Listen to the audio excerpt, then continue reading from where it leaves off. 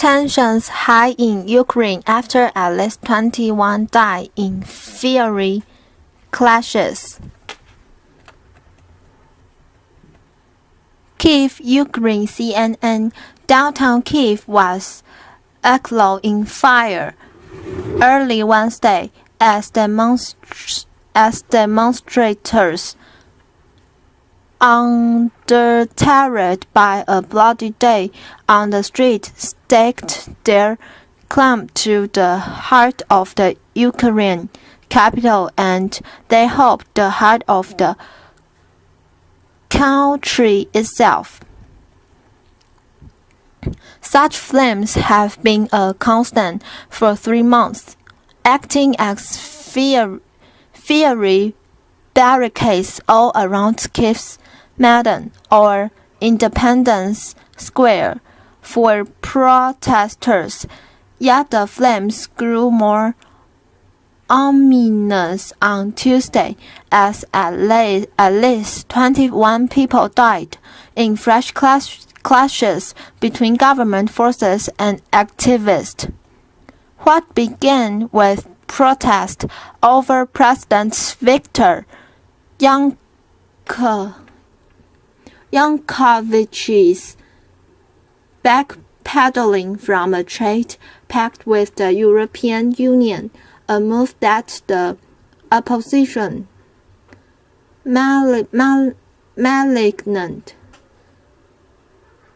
accusing Yanukovych of trying to cozy up to Russia rather than the West, has spawned into something much larger. In addition to new elections, the opposition is calling for constitutional reforms to transfer more power from the presidency to the parliament. Yanukovych and his allies have responded with some concessions, even offering places in government to opposition leaders, but on again, off again. Talks have gone nowhere, with the opposition refusing to budge politically and from its positions in the center of Kiev. None of that changed after a face-to-face meeting overnight between Yanukovych and opposition leader Vitaly Klitschko. Speaking to reporters afterward, Klitschko said there effectively was no discussion. According to his Ukrainian Democratic Alliance for Reform's party, the president demanded protesters stop the standoff and put down their weapons, an accusation that Klitschko claimed he is unfounded. I think the authorities should immediately pull back the police and stop the blood, because people are dying, Klitschko said. I told Yanukovych this. How can we negotiate when there is blood being spilled? Unfortunately, he does not understand it. That last day of political unrest, Tuesday's violence followed what seemed like a rare breakthrough. Protesters pulled back Sunday from Kiev City Hall, an unlocked street in the city center, after the government said it dropped charges against those arrested in the political unrest. Then everything fell apart Tuesday.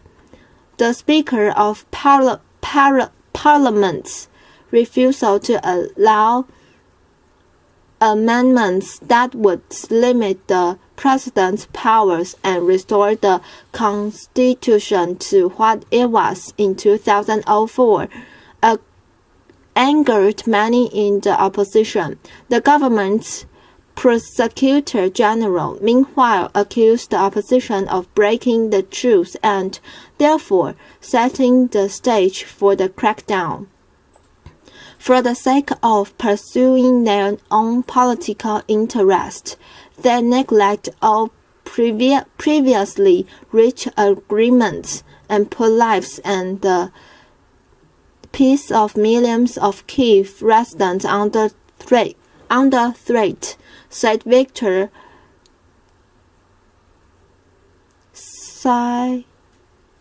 Sahanka, Ukraine's prosecutor general. Whoever was to blame, there was no dispute. Tuesday was the deadliest day by far in the political unrest.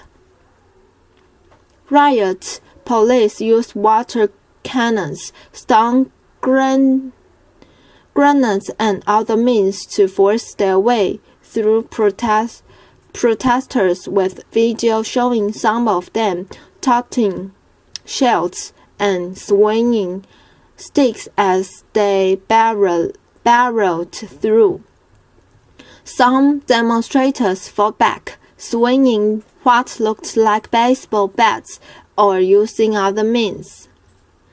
Protesters also set fire to the headquarters of the ruling party of regions. Authorities accused them of firing guns at security forces. A CNN employee at the scene saw demonstrators carrying pellet guns, though not with live ammunition. One video showed an armored personnel carrier charging toward demonstrators' barricades, only to be inundated by a flurry of what appeared to be Molotov cocktails. The vehicle then burst into flames. All the moving parts, different tactics, and raw emotions contribute to a violent, chaotic melee in the center of Ukraine's capital.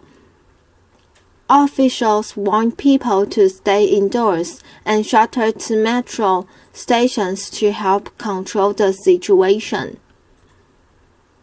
The situation highly climbed, and as night descended, black smoke and bright flames from burning tires continued to rage around Independence Square, just a few blocks from Parliament's. Small explosions regularly erupted all night, the product of protesters' fireworks and perhaps the stun grenades that police have been using to clear the crowds. Demonstrators also worked through the night to build up their barricades by forming human chains to pass bricks, rocks, and wood up their front lines in anticipation of another police offensive. Ukrainian security forces did indeed move forward, despite a barrage of rocks, before halting their advance for now at last. Kiev was the center of the action, just like it has been all winter, with 9 police officers, 11 protesters, and an employee from the ruling party's headquarters among those killed, according to officials. But it wasn't just the capital. Police confirmed the unrest had spread to western Ukraine, with protesters attacking police and local government offices in a number of regions. Blame game calls for restraint.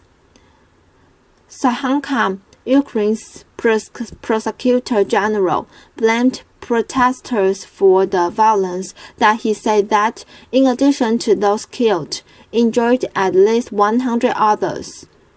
The organizers of a rally Tuesdays that descended into violence will be held accountable for even single person injured, every car burned, and every window broken, he said. Today we were able to see that only the government is interested in peaceful resolution of the situation. Sahunka said opposition leaders should take the responsibility for everything happening in the streets of Kiev today. Opposition leaders painted their supporters as the victims, not the aggressors. Klitschko, a former world-class boxer turned politician, accused police of cruelly shooting at people in central Kiev.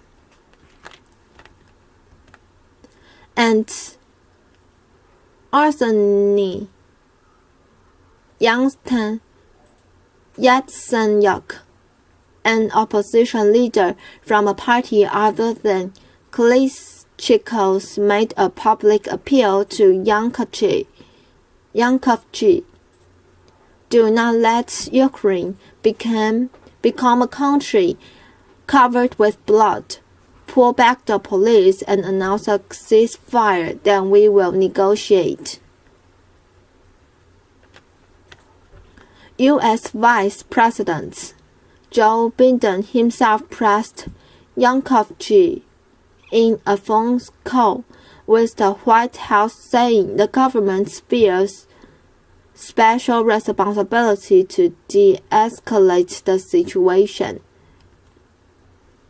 On the flip side, Russia's state-run RIA Novosti story on the latest Kiev unrest noted Moscow's persistent support for Yankovich and its accusation made earlier this week from Foreign Ministry spokesman Alexander Lukashevich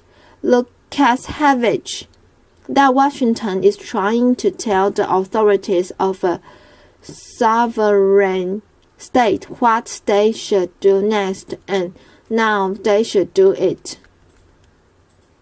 Such international back and forth is especially significant in the Ukraine, given not only its geographic and political position between Europe and Russia, and the origins of the latest unrest. It began in November with Yankovich's decision to shuttle an European Union trade pact that the opposition hoped would bring the Ukraine closer to the West and improve its economy in the process. The next month, Russian President Vladimir Putin announced that Russia would buy $15 billion in Ukrainian debt and slash the price Kiev pays for its gas.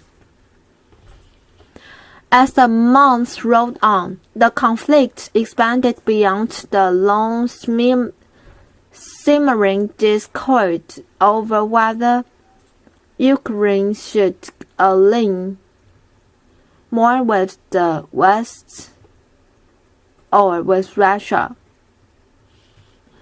The opposition has spread to change how the Eastern European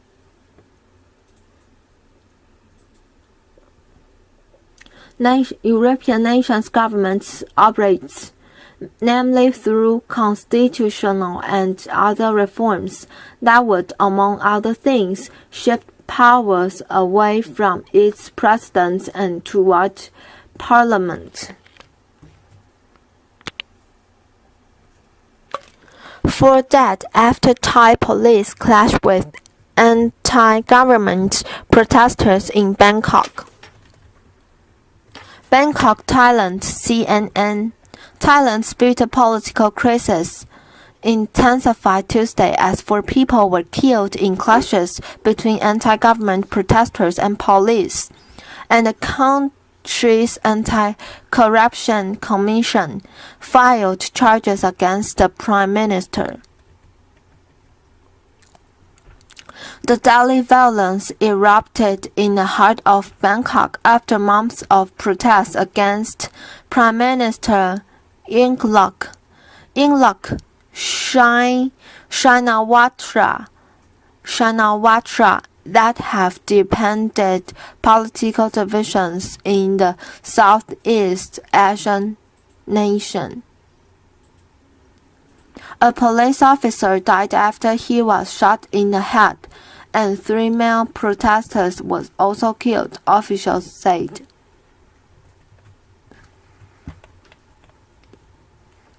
"64 people, both police officers and protesters, were wounded in the clashes Tuesday, according to the Erawan Emergency Center, a medical until monitoring the unrest in Thailand. Police were trying to clear demonstrators who have been campaigning against Yingluck for months in central Bangkok. After police fired tear gas in an attempt to disperse crowds of demonstrators in the street, people among the protesters began firing guns at police, with the 2 slates about 200 meters apart.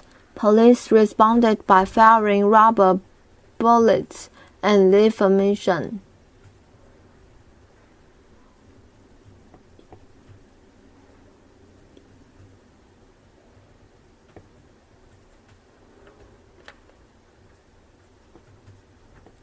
And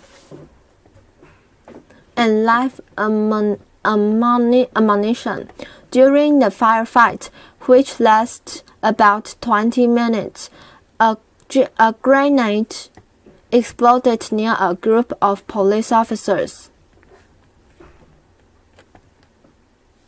knocking them to the ground. At least 4 of them were wounded, said Lieutenant Paradon Patahanhupt, the national security chief. Thousands of protesters, about 6,000 protesters, were estimated to be on the street of the city Tuesday, Paradon said, and thousands of security personnel have been mobilized. Protesters opposed to Yingluck have been camped out since November at official buildings around the city, including Government House, the office of the Prime Minister, and appointed cabinet ministers. Leaders of the protest say they want Yingluck's government replaced by an unelected People Council, which would oversee electoral and political changes. Clashes a month ago, and anti-government groups had flared up during the crisis, leaving at least 10 people dead and hundreds wounded. The government responded by imposing a state of emergency last month. Police moving Until recently, authorities had largely refrained from confronting the demonstrators directly.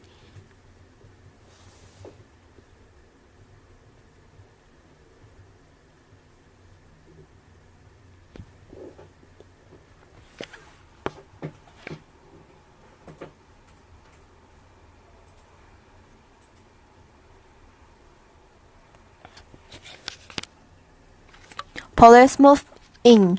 Until recently, authorities had largely refrained from confronting the demonstrators directly, even when they prevented large numbers of people from voting in recent elections. That changed last week, as police began attempts to seize sites occupied by protesters for months. Government officials said the protesters' actions were blocking public access to government services, making intervention by authorities necessary. Officials claimed public sentiment was turning against the demonstrators, but the protesters have so far refused to give way. Police said they arrested 145 protesters near the Ministry of Energy on Tuesday. Rice subsidy controversy. As the violence unfolded on the street, Yingluck faced pressure on another front when Thailand's Anti-Corruption Commission said it was bringing charges against her over a controversial rice subsidy program. The National Counter-Corruption Commission said in a statement that it was calling Yingluck to appear February 27 to face charges that she failed to act on warnings of corruption in the program that her government introduced in 2011. The program, which offered farmers well above the market rate for their rice, has run into financial problems. Problems with the subsidy program have angered many farmers who make up part of Yingluck's support base in the north and east of Thailand. The Anti-Corruption Commission's charges could eventually lead to the suspension of Yingluck from all political positions. In a televised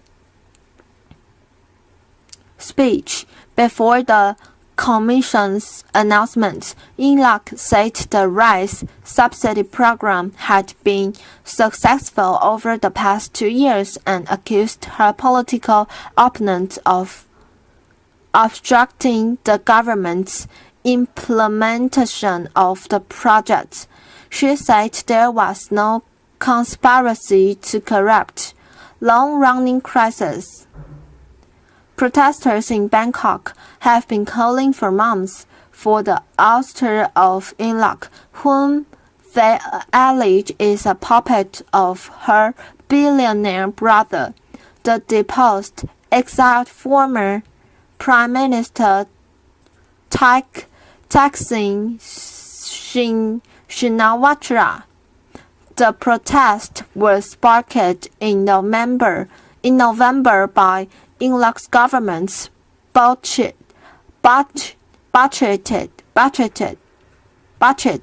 attempt to pass an amnesty bill that would have paved the way for her brother's return to the political fray in earnest. Yingluck had hoped the elections held earlier this month could help ease tensions, but the main opposition party boycotted the vote and protesters caused widespread disruption that left the outcome of the election inconclusive without enough results to reopen Parliament. It remains unclear when election officials will be able to complete the voting in disrupted areas. The civil unrest of recent months is the worst to hit Thailand since a crackdown on protesting demonstrators in 2010 left scores of people dead. Cheered by supporters, Venezuelan opposition leader Lopez surrenders. CNN, they faced gunfire, tear gas, and water cannons, and now a man who led them in days of anti-government demonstrators is behind bars after turning himself into authorities. But Venezuelan protesters were still in the street after opposition leader Leopoldo Lopez arrest Tuesday, demanding better security, an end to scarcities, and protected freedom of speech. President Nicolas Maduro and his supporters also railed, blaming the opposition for causing the very problems it protested. Clashes during days of demonstrations have already left 3 anti-government protesters and 1 government supporter dead, and the smoldering tensions show no signs of letting up.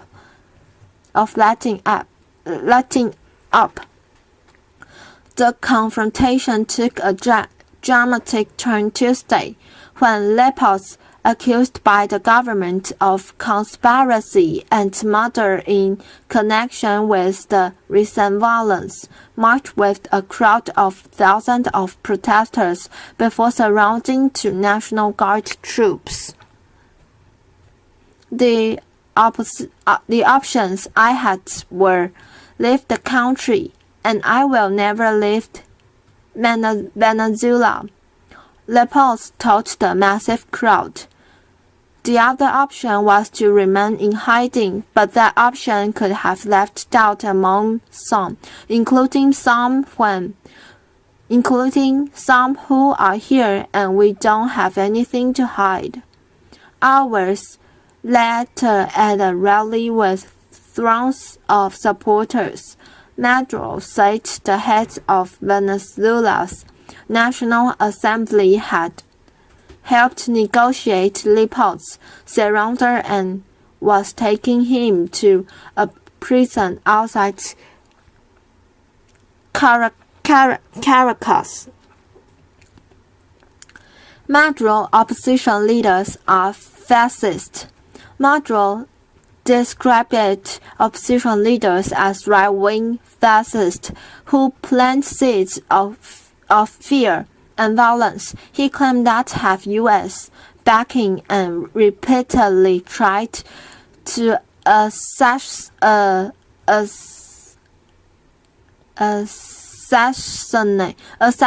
him and overthrow his democratically elected government. And he compared the opposition to an illness plaguing the South America country. The only way to fight fascism in a society is like when you have a very bad infection, you need to take penicillin, or rather the strongest antibiotic, and undergo treatment. He said fascism is an infection in Venezuela and in the world, and the only treatment that exists is justice. Footage from Tuesday's demonstration shows Lopez being led by National Guard troops to a military vehicle, waving to the crowd as he is placed inside and even continuing to speak on a megaphone until the door is closed. Charges against him include murder, terrorism, and arson in connection with the protest, according to his party, Popular Will. Leopoldstadt denies the accusations. The party said in a statement calling for witnesses of the protest to send their own accounts of what happened to be used in his defense.